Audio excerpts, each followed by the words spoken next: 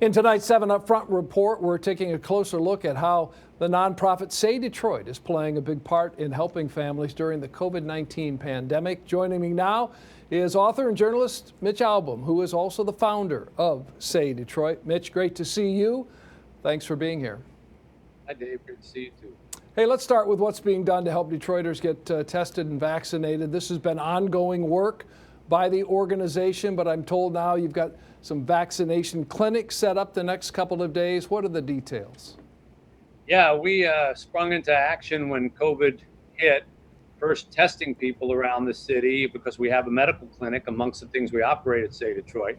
And we've been pushing very hard, and finally it's come to fruition that we've helping to direct, I think it's over 600 vaccines starting tomorrow and Wednesday. All the appointments were gone, as I heard in your story earlier, not surprisingly. But we're going to be able to vaccinate hundreds of people through we're going to do it at our clinic, and it got so big that we actually moved it to the Ernest T. Ford Fieldhouse in Highland Park. But our clinic is just down the way from there. And we've been trying to get both testing and vaccines to Detroiters who are traditionally kind of left out of this process. The information flow isn't easy, the access isn't easy, and we wanted to make sure that people who really need this vaccine can get it. Well, as we saw again today, everyone wants it, so the need is great. Now, you've also opened up your Say Detroit Play Center for this effort. It's normally an after-school program, but now kids can use it to try to keep up on their studies through remote learning. Yeah, really, Dave, once COVID hit, a lot of charities had to really re-examine what they were doing. A lot of them sadly went out of business or went temporarily out of business. We found with Say Detroit, we had to redouble. We were busier than ever this past year, and we tried to repurpose the things that we had. So of course we have the Say Play Center at 7.5 in Van Dyke, where Matthew Stafford built the football field, where they just made the announcement that they're going to build a beautiful new education center. Well, traditionally, as you point out, we're an after-school center. You come at starting 2 o'clock, 3 o'clock, and you stay. Except we found out that a lot of kids in the city who were having to go to school virtually didn't have computer access, didn't have Wi-Fi in their homes. So we started opening our doors at 7:45 in the morning, and now kids come in, even to this day, they come in and they spend all day there. We provide breakfast and lunch and meals throughout, and they use our computer access, our computers, our Wi-Fi to continue to study. It's just part of the makeshift approach that we've done with Say Detroit and all of the operations that we run. But making a big difference. All right, you mentioned food and feeding those kids while they're at the learning center there, but you're also helping families and providing shelter during this pandemic as well.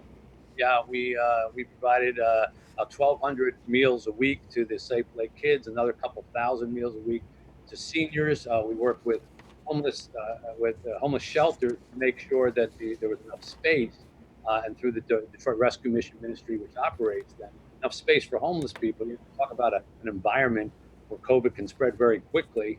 A homeless shelter is exactly that. So trying to open new homeless shelters and create enough space for them is something that we partnered with as well. All of this is what Say Detroit is about. I mean, we're supposed to be there when people stumble so that we can help them get back up. That's always been our philosophy. And obviously, Detroit and all the rest of America and the world took a big stumble this past year, and we're just trying constantly to rework what we already have in place. We've got buildings, we've got operations, we've got personnel to make it useful and helpful during COVID-19 and get us through this terrible pandemic. Yeah, and kudos on that. And finally, let's talk about your online book, Human Touch, the book about 4 families in the time of COVID, released one chapter at a time, made available free in hopes of attracting donations for the Detroit Beats COVID-19 initiative. What has the response been, and what has it meant? Well, I did that a number of months ago last year, and I've never given away a book for free before, but I thought, well, this is what I do, and maybe I can raise some money. And we were hoping maybe to get $100,000 or something like that. We ended up raising, in the neighborhood of $800,000, every penny of which went right to the operations of Say Detroit, to what we call Detroit Beats COVID-19. That's our sort of rallying cry. And people from around the world read that book. You can still read it. You can go to, find it on the web. It's called Human Touch. And you don't have to pay for it. We just ask people for donations. And it was amazing, Dave, how many people donated from, gosh, from Europe, from Asia, from South America, because they believe in helping Detroit. And we were able to raise all that money, which helped us open these mobile testing centers, which is helping us run the vaccination clinics, helping us do all the good things that we did. So it's a pretty cool experience. I just hope that people don't expect all my future books to now be given away. Yeah, we won't go that far, right? Well, congratulations on all that the team at Say Detroit is accomplishing throughout this horrible, horrible pandemic. I mean, to think that it's taken over, 500,000 lives already, with sadly more to come. It's just an incredible thing.